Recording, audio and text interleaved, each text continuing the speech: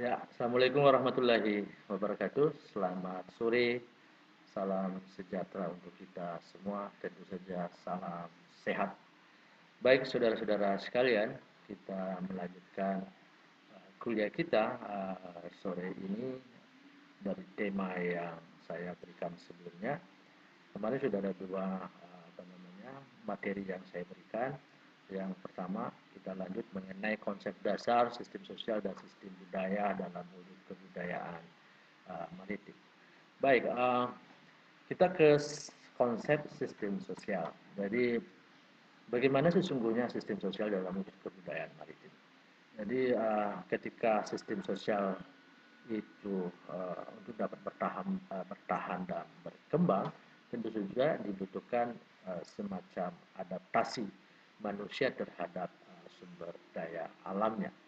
Di dalam konteks adaptasi, sebagai sebuah perilaku dilandasi oleh cara berpikir. Jadi manusia di dalam mengadaptasi sumber daya alamnya dilandasi oleh dua cara berpikir, yaitu pertama adalah cara berpikir objektif dan cara berpikir partisipatif. Nah, apa yang melatar belakangi, apa yang mendasari kedua cara berpikir ini, atau apa yang mendasari sehingga orang mengambil jalan atau mengambil cara berpikir objektif atau mengambil cara berpikir partisipatif. Nah, Anda bisa melihat konsep skematiknya bahwa dasar dari tindakan atau tingkah laku itu dipengaruhi oleh beberapa aspek. Di antaranya ada norma, ada motivasi, situasi, kondisi, dan tujuan. Nah, keempat aspek inilah yang paling sederhana mempengaruhi jadi cara berpikir, apakah cara berpikir objektifatif atau cara berpikir partisipatif yang tergambarkan di dalam tingkah laku. Baik, saudara-saudara sekalian, saya ingin menerangkan apa yang dimaksud dengan cara berpikir objektif dan apa yang dimaksud dengan cara berpikir partisipatif. Cara berpikir objektif adalah manusia memandang diri dan lingkungannya sebagai sebuah sistem-sistem tersendiri.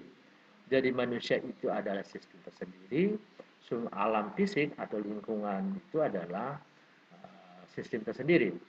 Keberadaan alam fisik memang ditujukan untuk dimanfaatkan atau dieksploitasi sebesar-besarnya oleh manusia.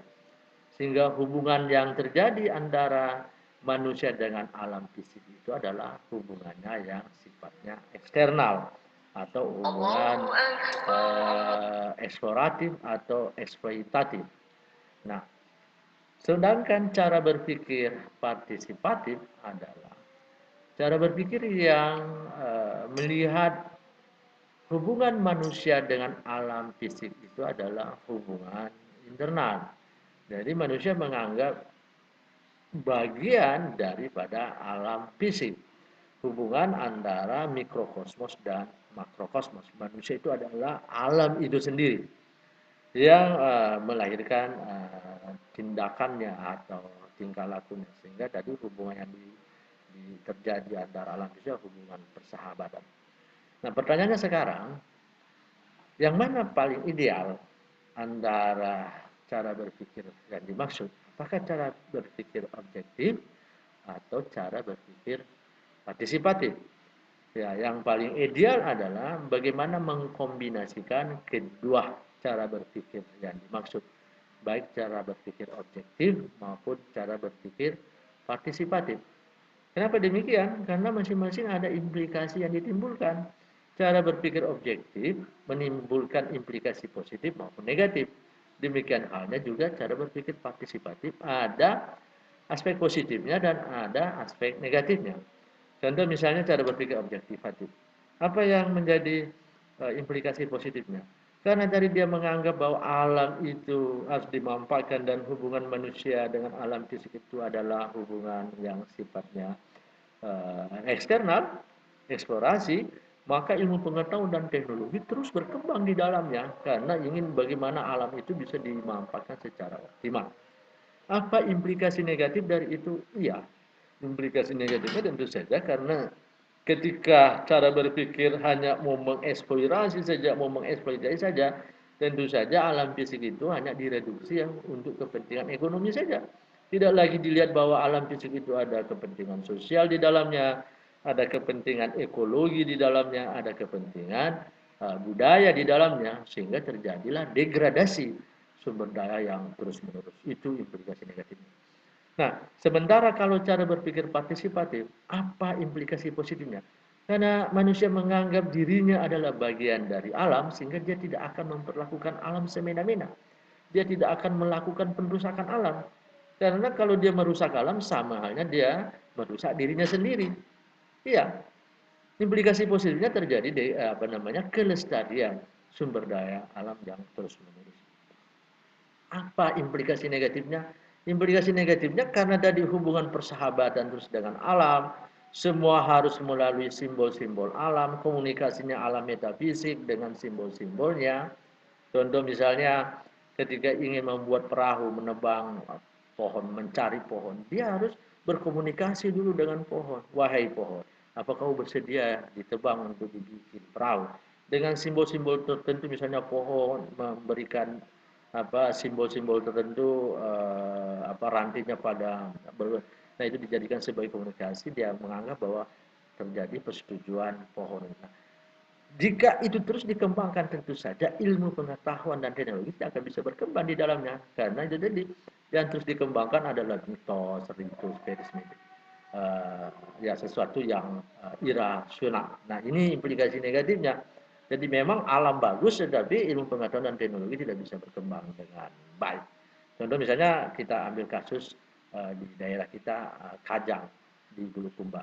Dan itu salah satu contoh hubungan partisipatif antara manusia dengan alam fisik. Misalnya kalau mau masuk di Kajang, di wilayah itu ya harus pakai baju hitam, tidak ada teknologi yang mengeksploitasi, semua serba natural dan sebagainya. Nah, memang kalau kita lihat alamnya sangat terjaga, tapi ya tadi ilmu pengetahuan dan sebagainya, hubungan dengan dunia luar yang tidak tergambarkan dengan baik. Seperti itu kira-kira kedua cara berpikir itu dan bagaimana implikasi-implikasi yang ditimbulkan. Baik, saudara-saudara sekalian, kita ke sistem sosial. Bagaimana sistem sosial di dalam di masyarakat bahari di dalam pemanfaatan dan pengelolaan sumber daya. Jadi paling tidak ada 3 hubungan yang bisa kita amati sistem sosial, yaitu pertama hubungan masyarakat dengan sang pencipta, hubungan antara masyarakat itu sendiri, dan hubungan masyarakat dengan sumber dayanya. Nah, ketiga hubungan inilah yang mewarnai perjalanan masyarakat bahari, baik di dalam konteks orientasi pengelolaan sumber daya dan orientasi pemanfaatan sumber daya. Banyak praktek-praktek tradisi yang masih kita bisa jumpai saat ini. Contoh misalnya prinsip sosial berorientasi konservasi, sistem sasi di Maluku, Ondo Api, Papua, Lebak Lebung di Sumatera, ada Panglima Laut di Aceh, ada Kaumbo di Buton, ada Maneseke di Sulawesi Utara, di Selayar ada Panglima Menteng, juga menjadi sebuah prinsip sosial berorientasi pada konservasi. Contoh misalnya saya ambil contoh kasus sasi misalnya di Maluku. Jadi di sistem sasi itu ada istilah sasi buka atau sasi tutup. Jadi ada masa wilayah itu ditutup oleh masyarakat, tidak boleh ada eksploitasi, tidak boleh ada pengambilan sumber daya. Nah, dikenal dengan istilah sasi tutup. Nah, kemudian ada masa tertentu, kemudian wilayah itu dibuka, dikatakan sebagai sasi buka. Nah, ini tujuannya memang konservasi, bagaimana terjadi regenerasi, reproduksi sumber-sumber daya untuk bisa dieksploitasi lagi. Nah, seperti itu kira-kira hubungan-hubungan manusia terhadap sumber daya alamnya di dalam orientasi konservasi. Nah, bagaimana hubungan manusia dengan manusia, misalnya katakanlah seperti itu di dalam sistem sosial yang berorientasi pemanfaatan sosial ekonomi. Nah, kita bisa jumpai sekarang sampai hari ini sistem kelembagaan Punggasawi, katakanlah seperti itu di Sulawesi Selatan. Di Jawa dikenal dengan istilah Juragan Pandeka. Di Maluku ada Danas Masnaik. Seperti itu kelompok-kelompok kerja, kelompok-kelompok produksi yang menjadi hubungan baik sosial maupun ekonomi bagi masyarakat di wilayah pesisir dan pulau-pulau kecil. Nah, di dalam perkembangannya di dalam perjalanan spirit zaman tentu saja terjadi penyesuaian-penyesuaian. Nah, perbedaan sudut pandang masyarakat terhadap itu menjadikan bahwa telah terjadi uh, fragmentasi. Jadi ada sebagian masyarakat yang jadi kembali lagi ke cara berpikirnya objektifatif, menganggap hal-hal tersebut sudah tidak relevan dengan perkembangan zaman.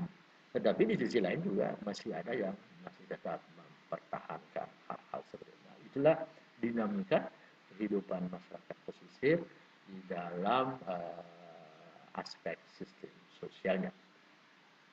Baik, saudara-saudara sekalian, saya rasa ini yang saya bisa berikan substansi materi melengkapi dari materi sebelumnya dengan kesimpulan bahwa kebudayaan maritim merupakan hasil cipta karya dan karya manusia berdasarkan reaksi lingkungannya. Yang kedua, kebudayaan masyarakat maritim merupakan dunia kehidupan manusia sendiri yang berproses dan terkonstruksi dalam perkembangan lingkungannya. Kemudian, wujud kebudayaan maritim termanifestasikan dalam sistem sosial masyarakat yang terus berkembang berdasarkan perkembangan zaman. Ya, itu yang saya bisa sampaikan dan tentu saja materi ini bisa kita kembangkan lebih luas di dalam sesi diskusi nantinya. Terima kasih atas perhatiannya. Assalamualaikum warahmatullahi wabarakatuh.